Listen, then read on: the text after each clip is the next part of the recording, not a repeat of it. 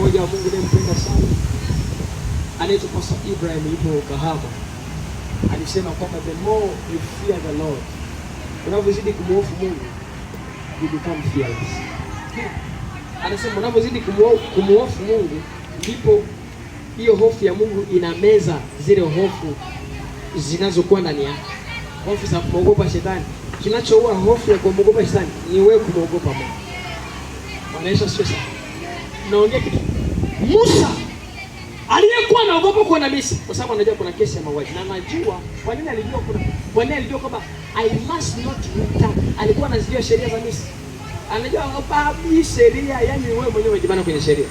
Umeua kwa upanga na kufa kwa upanga. Lakini kwa nini anarudi kule ambapo aliua? Kwa sababu Mungu ameshaondoa hofu. The man, nilikuwa unaona kile kitu unachokiogopa. Kuna level ukitembea na Mungu, you become fearless. Watu wanasema na kiburi, sio kiburi. Hiyo level inaitwa fearless.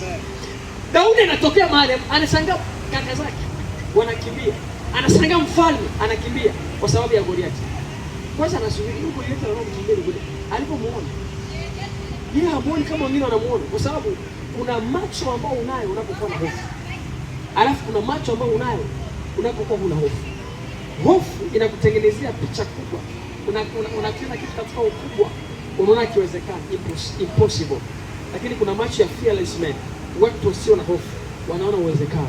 Hata kama wewe ni mkubwa namna gani, umewashinda, umempiga babu yangu, umempiga baba yangu, lakini mimi unipige. Kwa sababu kuna gisi mimi naona mimi nitakupiga. Unapokuwa huna hofu, una macho ya kipekee sana.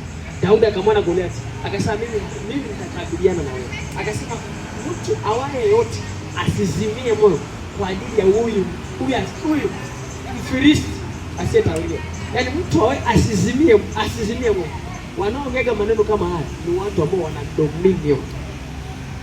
Wanaweza kutisha.